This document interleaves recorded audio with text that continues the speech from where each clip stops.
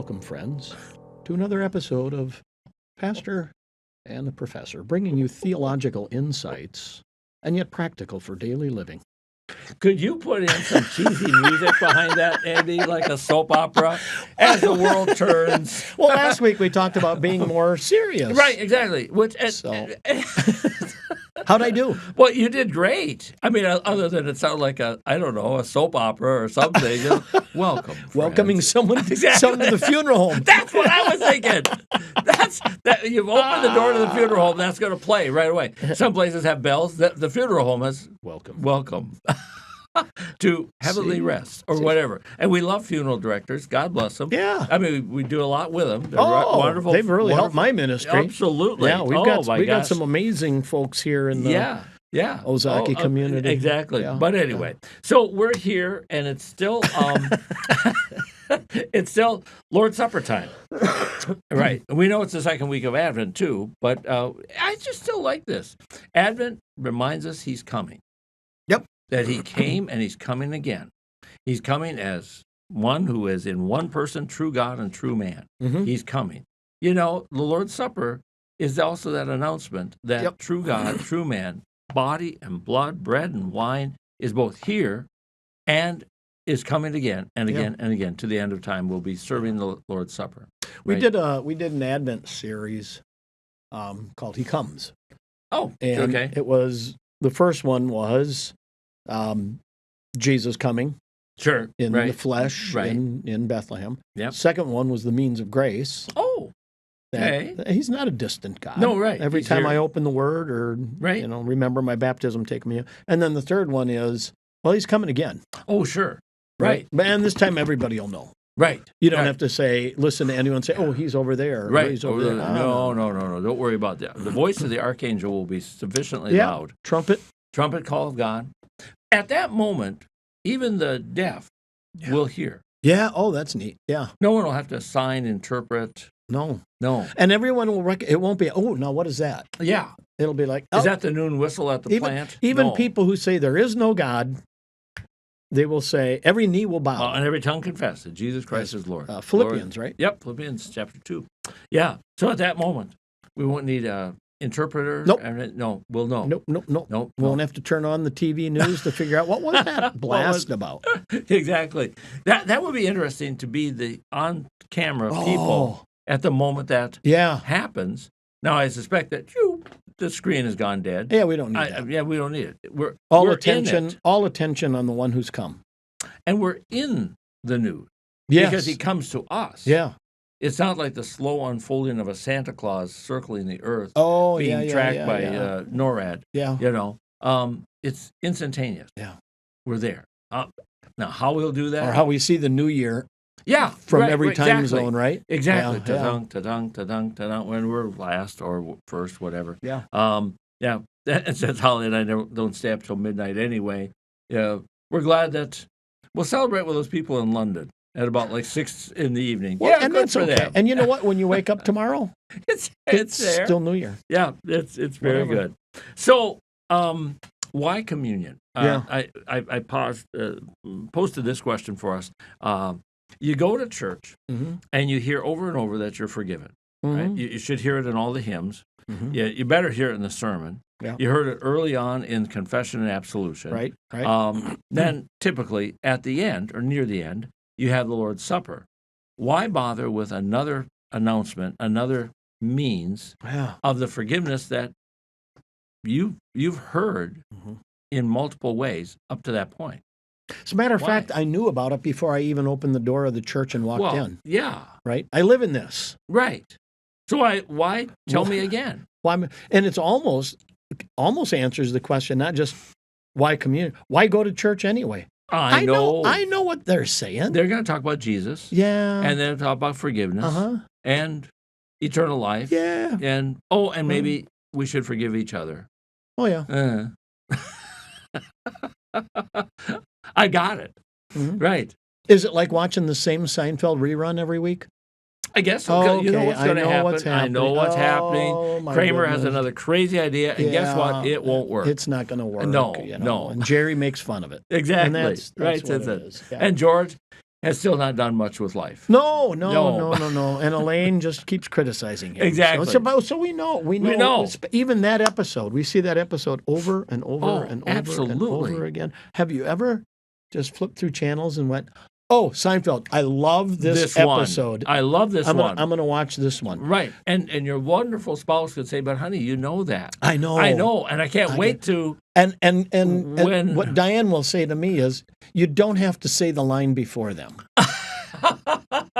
Like prompting them. Yeah. You know what they're going to say. That's let good. Them say that. And they'll get through it. Exactly. But you don't have to say it before they do. I didn't hear that one. That's good. But that's what church should be for me. It is, because we can live in a distracted world. Yeah. And yet there's something about that repeated message that makes me stop the distraction and say, oh, no, I love this line. Yeah.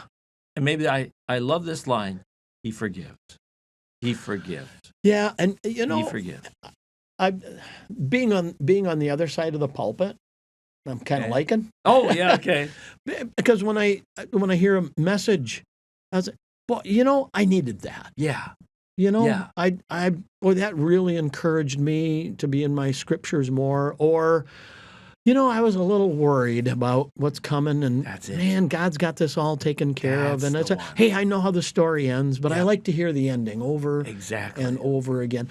When we were kids, and a parent would read a bedtime story, my kids would always say, oh, hey, Dad, read this one.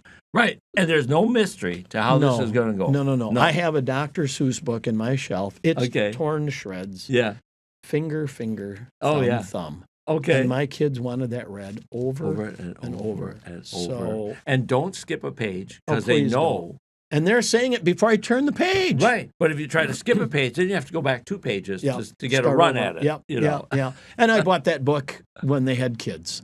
Oh, is that right? And that's so cute. When I go, we'll read it. We'll pull that out. And I think that's the gospel. Yes. I wanna, as Jesus speaks from the cross, Father, forgive them. I'm mouthing the words along with them. You bet. Oh, this is good. I like this. And when you and I, we've seen this both in class and also in the pulpit. When you say the most simple, wonderful news, peace be to you. Yeah. My peace I give. Not as the world gives, do I give unto you. Yeah. Peace be to you. You watch people soak that up. Yeah. And it doesn't have to be the person who you know is most nervous, distraught, facing. You'll have people who look like they've got the world by the tail. They've got it all together. Yep. And yet you watch them and they're just drinking that in. You don't know what non-peace worry is plaguing them, but they taking that in, and you're thinking, this is the simplest word. And that's what they need to hear. Or you see someone in the pew, and a tear comes out of the corner of their eye. Right. And Be you know anxious. Right. Something's going on. Something. The peace of God, which passes all understanding, guard your heart and mind in Him. Amen. Yeah. And they don't rush it. Soak it in. Not to be overly dramatic, but just. And we do a funeral. Do a funeral. They know we're not going to stand up and say, well, that's the end of that. Yeah, right. Or only say, that Bob, he was really something, wasn't he? Yeah. No, we're not going to. And they know, but when you're doing that message of faith and forgiveness, of life and salvation, of a heavenly reunion, you can see the deep breath, you can see the tear, and a nod, and it's like, Pastor, I knew it. Yes. I just need to hear it. I need to hear it. It's that old song, it is well. Yeah. It is well with my soul. Yeah. Well, in the funeral, it is well with her. Yeah. Because she's already with him. Yeah. And she would tell us, don't worry, it is well with my soul. Yeah. I'm with him. So it can be well with us. My soul. And we're going to be together. Yep. That's all you have to. I mean, it's not complicated. It's not. No. But don't not say. Exactly. Don't skip over it. Right. You don't do the, she died, Jesus came, yada, yada, yada. Yeah, no. Right. And so someday we'll be in. No. Now, don't go on for 25 minutes. No. Or don't stop until you have them all crying. That's not our goal in life. No. But just that remembrance. Yeah. So let's come to ordinary church, plain old church. Yep. And we get told again and again and again that we are forgiven. Yep. And then the supper comes. Yeah. And what's distinctive about hearing, take, eat, this is my body, take, drink, this is my blood, shed for you for the remission of sins. Does it become personal or what? It does. Isn't that it? Yeah. This is the closest relationship I have with Jesus this side of heaven. I can discount all those other announcements of forgiveness because I can say, well, that's for her and that's for him. And boy, she's got her life together. So, of course, it's well with her and God. But me, I'm no, I don't think he can. But then he says, take, eat. And there's nobody else at that moment. No. It's you. Yeah. And we heard the words before, but it's new every time we do it. Well, you know, that's now, I never thought of that. Yeah. You and I say the words of institution. Yeah, yeah. So why don't we just mutely hand them the bread? But we don't. Yeah. I don't think anyone does that, do they? No. No. No. Because I want to say it not only in the broadcast way, we all know he said, take, eat, but also to you, Bob, take, eat. You know, I had when I was doing some doctorate work, I had a professor. He was a really pretty good guy. I loved him. And he said, and this is the days, you know, we all knelt at the. Oh, sure. Right. And he said, you know, I get it. You take and eat. This is the body of Christ given into death. And he said, I think it's more personal for folks when you look at them and say, take and eat the body of Christ. Take and eat. Oh, as opposed to the kneeling, you take and eat. Yeah. You can't rather really than say, just like one sentence all the way down the line. Right, right. And if you, back in the old days, if you had a woman with a hat, that thing, no way you could see. Good luck trying to get that chalice. That's terrible. Yeah, just my awful. gosh. Oh, yeah. I just want to put up a banner that says, it's not as easy as you might think. Yeah, yeah. No. I just wanted to do, was it Psalm 24? Lift up your heads, ye mighty gates. That's good. I lift up my eyes to the preacher. To the preacher. From where my help comes. And if I may, the wonderful woman who has the big hat, and I cannot And it's a beautiful hat. Beautiful hat. You'd like her to latch onto the cup. Please. And you do it. But no. No. Could you help me out here a little? No. Yeah. Anyway, those days are gone. And God bless the Ultra Guild for filling. And it's a lot of filling. I know. But we sure appreciate it. We sure do. And for watching, I think they're running out over there, and that's, which is thrilling as a preacher to be up there and saying, we're running out of wine. We're running out of bread up here. It's River of Life in Saukville. We've come down to we got more and more people. It's and that makes for a happy Ultra Guild. They racked up 200 cups for us last Sunday, and we had communion, and we needed more. And it's like we only have 5 trays, and every tray holds 40. But they were pulling out the early ones, 3 services, if our friends don't know, and refilling. That makes for a happy Ultra Guild. Well, it does. Rather than another tray. Refilled 40, and we've got to, get rid of 27. Exactly. No, they're filling it up and saying. So there you go. We baptize babies. Yes. They haven't made any decisions or anything like that. Okay. But how about communion? Who goes to communion? Well, I always enjoy it. It's very, very simple. And there's lots of definitions on cards and screens and who should come and all that. Yeah. Well, I'm going to start with the old school. And I should have brought, you and I both got from CPH when we started ministry, the Pastor's Companion. Yep. And there were the 3, and I'm going to paraphrase, those 3 questions that you asked us shut in. Yep. Before communion. Number 1, do you believe that you're a sinner or know that you're a sinner? Yes. Does Jesus forgive? Do you believe that Jesus forgives? And do you resolve to have a renewed life?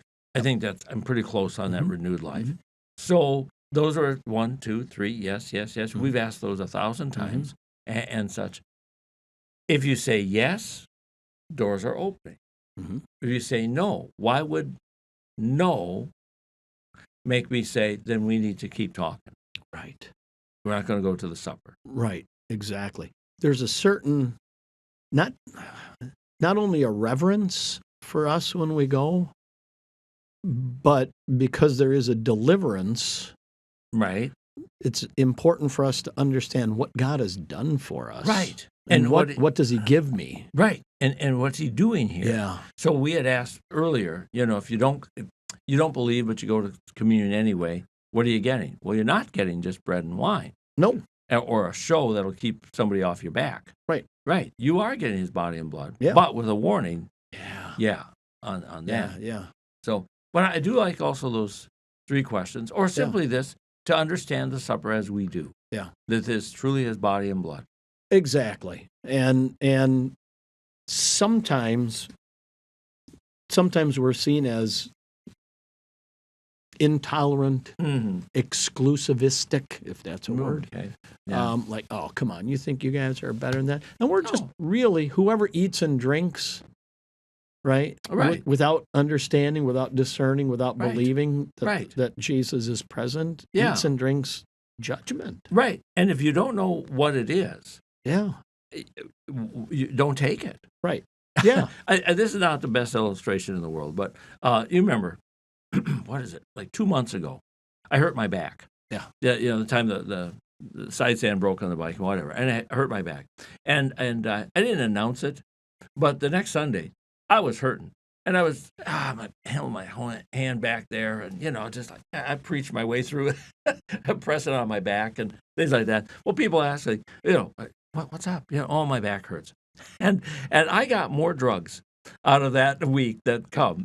People were just putting things on my desk and such things I'd never heard of, things I had heard of, all kinds of things. And one wonderful lady took out of her purse a couple of pills, and she said, "Here, take these."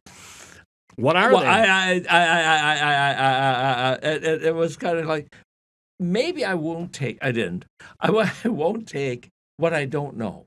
Oh, that's good. And to say, well, do you know what the supper is? Yeah. Yeah, it's bread and wine.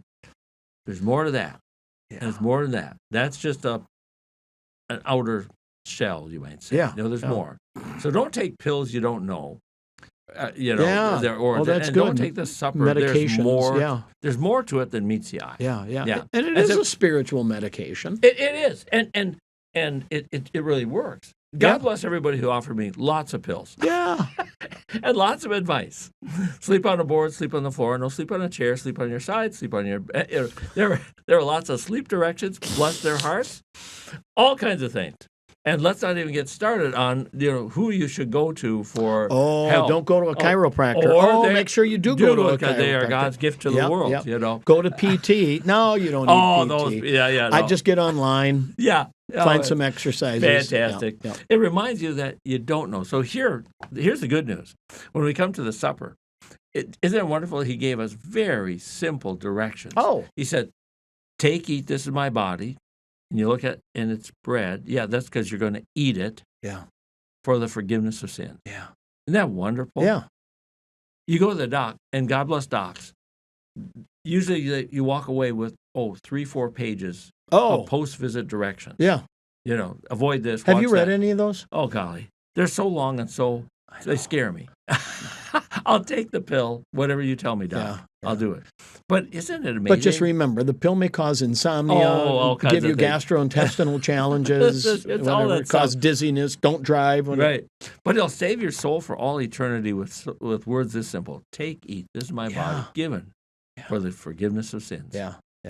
And earnestly received by people just for that. Which too then, if I move down the road here a little bit, if I'm on vacation or something, I would go to a church that teaches the same and believes the same, because really when I go to communion, it is between me and God, but I'm also saying, hey, I'm believing, I'm affirming what you teach and believe and confess. Right. And I agree with all of it. And we're glad to, if we're leading, the pastor of the country, welcome. Yeah. But you do know who we are. Yeah. I remember early in my ministry, one of the young men that I had in my youth group, when he was out of youth group a couple of years, and he was getting married. He was like 21. Okay. So marrying a Roman Catholic young lady. Yeah. So I was invited to the wedding. Oh, sure. Now the wedding's on a Saturday. Okay. Sure. Well, in those days I wore my collar. Oh, okay. And so I had church that night. Sure. So I had my collar on, so I went to the worship service, and the priest, a young man, was my age. Oh, okay. And he said, as part of our worship service, we celebrate the sacrament of Holy Communion. Right. He said, I know in some Catholic churches, they invite anybody to come up. But he said, I'm going to follow the directions of Rome. Okay. Which is that if you are an active Roman Catholic, which means you've been to confession within the last couple of weeks, then please join us. If not, thank you for being here and hope you enjoy the rest of the worship. Well, afterwards, he came up to me and said, oh, you must be Brian's pastor. I said, I am. Yeah. He said, well, I want to apologize if we came across as intolerant or whatever. I said, Father, I'm a guest in your home. Right. When I'm a guest, if I walk into someone's house as a guest and they say, hey, could you take your shoes off? I'll take my shoes off. Right. Or when we're sitting down to eat, I might wait. See if they say to me, hey, would you pray? Yeah. Or maybe the head of the house says, would we all bow our heads? I want to pray. Right. Or what fork is he using? Exactly. When do we start? Are we starting now? Exactly. Well, if I'm a guest in your home, I don't rearrange the furniture. No. And say, well, I like it this way. Yeah. What? Yeah. No. No. And if they say, hey, could you sit here at the table? I say, you know what? No, I'm going to sit over there. Right. No, I'm going to take my plate and go and watch the game. Over even better yet. Yeah. No, you're not. Yeah. So I didn't have a problem when the priest said, hey, here's how we do communion. Super. Yeah. But here's the deal. I do communion in my church. Sure. I'll take communion. Right. It's not like there's a door forever closed. Yeah. Right. People are coming over. So we invite our members to be here together. Yep. We've given lots of private communion, which is wonderful and individually. But even those folks who are getting this, generally almost always, private communion because they're shut-ins, elderly, they're sick right now, they don't want individual. They'd like to be back in church. Oh, they'd love it. Oh, they want that. I'm going to go see today two older folks in the hospital here over at Grafton, and I know that one of them is going to say to me, oh, I wish I could come to church. Yeah. But health is just not going to allow that to happen. But she would love to be back. Yeah. And I know exactly the row and the chair where she would be. Oh, of course. Exactly. Isn't it? I bring communion to my dad. Yeah. And I'll let my siblings know, hey, I'm going to bring communion over by Dad if anyone wants to join. And he really likes that. Oh, I bet he does. It's kind of like, hey, we can be together. Right. Yeah. Yeah, there's something. Yeah, that's always great. And he always wanted to say that. Hey, I gave Mom communion. If you see the daughter or something like that. Yep. And that is always they great. love that. Absolutely. Yep. Or, hey, Pastor, I heard you brought communion over. Yeah, exactly, right. Nobody ever said, I heard that you had the most brilliant devotion for Mom last week. No. No one ever has told me that one. Well, no one has told. I've never done a brilliant devotion. No. So. It was 5 minutes. The only thing memorable I did was, I think I told our friends once, was I was visiting one of our elderly, and she's, she was ill and such. And a wonderful older lady was there who sang Beautiful Savior. And I kind of joined in as much as I can because I can't sing. And the next time I went, just like 3-4 days later, I thought, well, it had such a wonderful effect. I'll try it. Oh, no. That's the thing. It was awful. I hear what's coming. And I couldn't remember the second half of the first verse, and so I just kind of hummed it. And I know I was waiting for a nurse to pop her head and said, what in the world why are you upsetting this woman? We have people on the floor that are hurting right now. Thank you. Yeah, that would be me. Clint Eastwood said a man needs to know his limitations. I think that was a good line. So don't try to do that. If we're going to have singing, we'll get that someone who can sing. Yeah, what a concept. And we will not be doing a duet anytime soon. Oh, it would be I was doubly painful. Christmas Day, our friends don't know, we did, and we're going to do again, a shared sermon on Christmas Day. Yes. Yep. Yeah. Yep. What if we advertise it? Pastor Ross and Pastor Pavla sing the hits. Oh, my. I wonder if it's possible that you could harmonize off-key. That is we great. both would be off-key in such a way. But at some moment, we might... Accidentally. Oh, completely. And without even as we're doing it, we wouldn't realize. We might get scared. Because now it sounds different. Yeah. Usually it's like two cats scratching their way up a tin roof. Like a baby rabbit being attacked. Jay Leno had those old headlines, and such. And some lady had posted a found cat. Had the picture. And found cat, black, silver, white, it has no tags, no name, and it seems distraught or nervous. And there's the picture. It's a raccoon. A really angry-looking raccoon.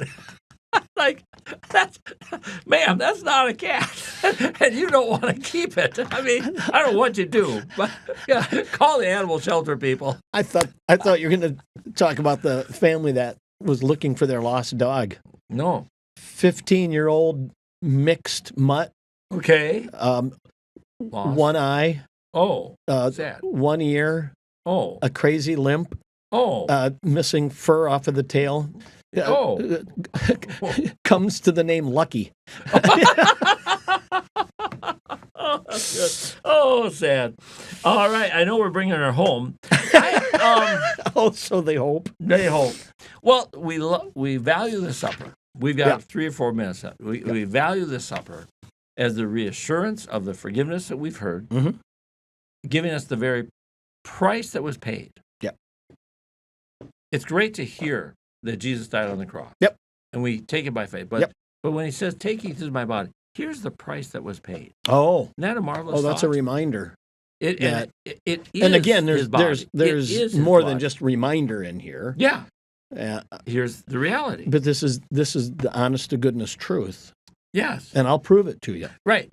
The blood of Jesus Christ cleanses us from all unrighteousness, 1 John. Yep, and then he could say, and we don't change the words of institution, but he could say, and here is that blood. Yep. Because this is the very blood that then cleanses us from all unrighteousness. Yeah. And again, we live in a mystery. Like, well, how can this little thing do such great things? But it's his promise. Some of the artwork in the Middle Ages where they show Christ crucified and the spear, and many of them have the chalice or it's just a reminder, though, it is. that, hey, this blood was shed for you. Right. And this is an intimate relationship we have with Jesus. Yeah. So it's not just that we know about Jesus, it's we believe in Jesus. Yes. Right? We're connected to Christ. Exactly. And think of that connection. It's not just an outside covering. No. I mean, we put on Christ. We know that. Yeah. But it's take, eat, and take, drink. Yeah. It's this personal. Yeah. And he wants that connection for every single person who takes that supper. So with the means of grace, don't you know, says Paul, that all of you who were baptized into the death of Christ, where his body is broken and his blood is shed. Right. So really baptism moves us into that realm of the sacrament of the altar. So baptism, which we do once, though we think of daily baptism, but that it moves us in. Yeah. Like you just said, it moves us in. But now that we're in this. Do this as often. As do this in memory of me, in remembrance of me, as often as you do this. Yeah. So again and again, and we won't set any law as to frequency. No, just often. Yeah. Right. Do we have a minute left? Oh, I think so. Yep. So I was taught too, this word remembrance. Do this in remembrance of me. I've had some people say, well, so it's just a memorial meal, just to remind, and nothing really happens. But the Hebrew understanding of the word remember was to participate. Okay. So the children of Israel celebrated Passover to remember what happened. But when you celebrated it, it was as if you were right there. Right there. And that's why you were to ask, why are we eating this strange meal? With a traveling staff and all that. And I tell my confirmation kids, when you take communion, it's like you're there. Yes. At that first communion table. Right. You are the 14th person at that table. There's 12 disciples, and I know there's an argument whether Judas was around, and Jesus, but you're at the table. Right. And you get to not just watch, but there's here. You partake in it. You partake. Yeah. Yeah. It's a companion. That's the end. Yeah. The companion of the beginning of the story. I always love the picture of Mary, Joseph, Jesus, stable. manger. Yep. Christmas Eve, Christmas night, and here come the shepherds. Yeah. And I would love to see the shepherds they're not just looking in the window. I mean, they're in, because they tell what happened, what they saw, and Mary and Joseph tell them, and they went away marveling. And isn't that there's room for one more, or two, or three shepherds around the manger. So many religions, God is distant. But my, oh my, this Christianity, God breathes into man the breath of life. Yeah. Unless I can see those scars, unless I can put my finger in. I can't remember who the artist is, but years ago he portrayed Jesus taking the hand of Thomas. And you go put it in there. Okay, go ahead. Yeah, and I think the Greek word is thrust your hand in there. Probably. And we have such a personal relationship with God. Take, eat. Right. Take and drink. And so this is not a distant God. I know barely from a vaunted, we're talking about Gnosticism, a vaunted knowledge that I've invented, which will be replaced by somebody else again and again and again. Right. No, regardless of who I am by faith, I hear his word and that promise, and it's here and now. I don't wait for it. Nope. No. And eternal life is a present possession. Yes. Right? It's signed. Yes. By Christ. It's sealed by his blood, and it's going to be delivered. And in fact, we already have this one. Yeah. He who lives and believes in me will never die. Yeah. Yeah. I get Amazon. Okay. My phone will buzz. Bzzzt. Yeah. Okay. I picked something out. It's been paid for. It's 4 stops away. Oh, sure. Now it's 3 stops away. And you can watch. Oh, boy, it's coming. It's coming. And then it's delivered. How did we do? Yeah. Oh, great. It's here. It's here. I don't care. I'm tearing it open wonderful. right now. There it is. Yeah. Yeah. Ooh, that's a good one. And so Jesus signed it, sealed it, and he's going to deliver it. Exactly. And we live by faith. And communion keeps us in that faith. Right. Keeps reminding us this Jesus is a real Jesus. Well, because I'm waiting, and then it's like you don't tell a child, now just wait, and give them nothing to do. They wait. And while you're waiting, why don't you draw a picture for Grandma and Grandpa who are coming? Yep. And so we don't get a picture. We get the meal. While we're waiting, let's have his meal. Yeah. And we'll do that together. Oh, that's and if good. next week comes, we'll have that meal. Yeah, we'll do it together. We got something to do.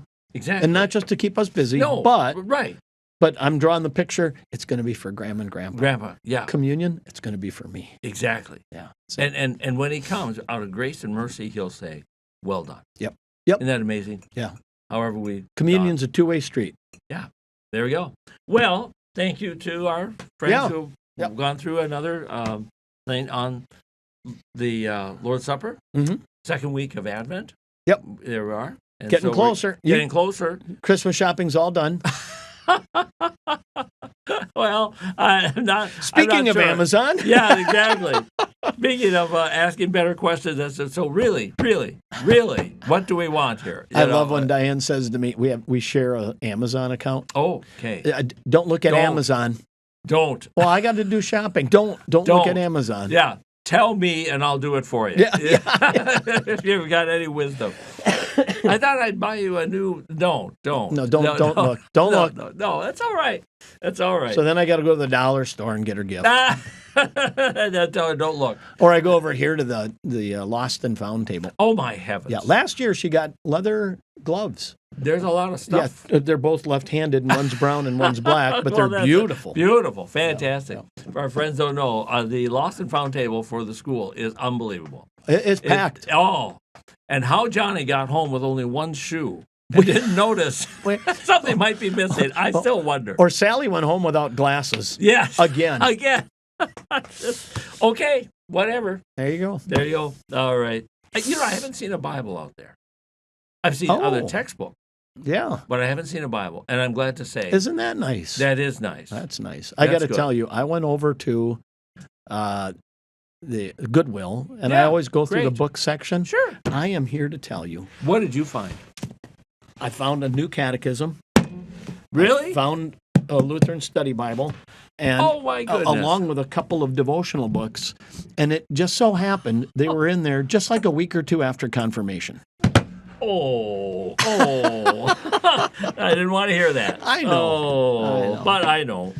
But I bought them all. It happens. It happens. Well, anyway, friends, thank you. Thanks for being with us. God bless your week, and we will see you in church.